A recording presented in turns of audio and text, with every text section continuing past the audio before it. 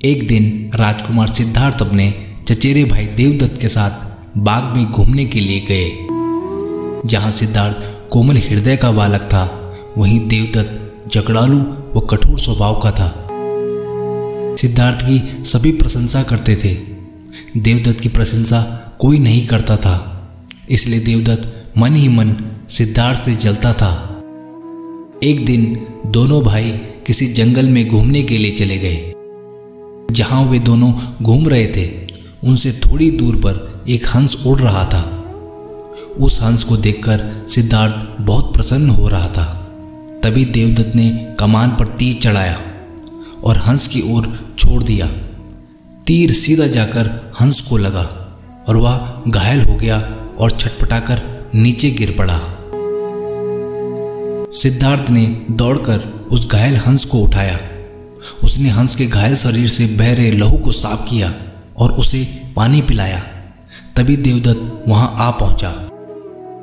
उसने क्रोध से सिद्धार्थ की ओर देखा और बोला, इस हंस को चुपचाप मुझे दे दो सिद्धार्थ, इसे मैंने तीर से मारकर नीचे गिराया है। नहीं, सिद्धार्थ ने हंस की पीठ सहलाते हुए उत्तर दिया, मैं इस हंस को तुम्हें नहीं दे सकता। तुम निर्दयी हो, तुमने इस निर्दोष हंस पर तीर चलाया है। यदि मैं इसे ना बचाता तो इस बेचारे की जान चली जाती। देखो सिद्धार्थ, देवदत्त उसे घूरकर बोला, यह हंस मेरा है, इसे मैंने तीर से मारकर नीचे गिराया है। इसे चुपचाप मुझे दे दो। यदि नहीं दोगे तो मैं राज दरबार में जाकर तुम्हारी शिकायत करूंगा। सिद्धार्थ ने उसे हंस देने से साफ साफ मना कर दिया। देवदत्त राजा शुद्धोधन के दरबार में जा पहुंचा और सिद्धार्थ की शिकायत की। शुद्धोधन ने उसकी शिकायत को ध्यानपूर्वक सुना और फिर सिद्धार्थ को बुलावा भेजा। कुछ ही देर में सिद्धार्थ हंस को लेकर राज दरबार में उपस्थित हो गया। राज दरबार के ऊंचे सिंहासन पर राजा शुद्धोधन बैठे थे।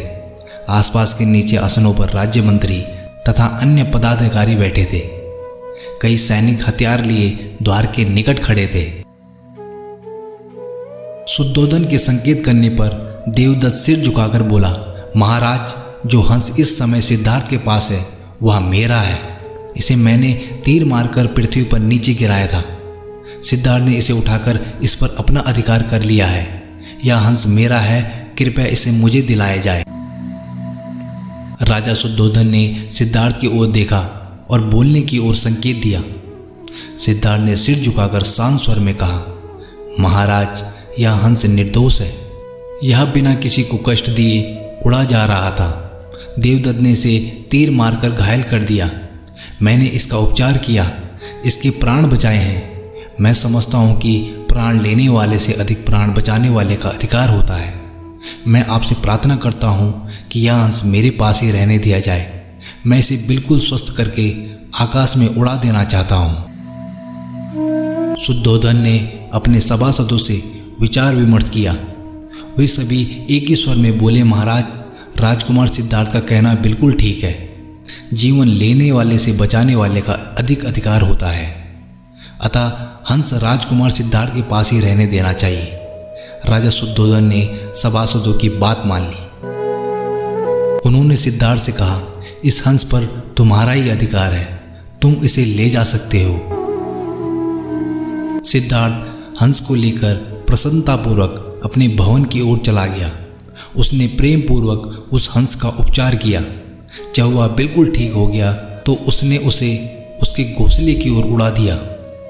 देवदत्त सिद्धार्थ से पहले ही ईर्ष्या करता था। इस घटना के बाद तो उसकी ईर्ष्या और भी भड़क उठी।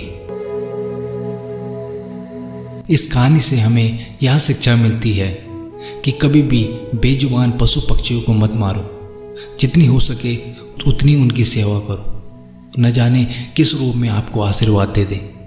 धन्यवाद।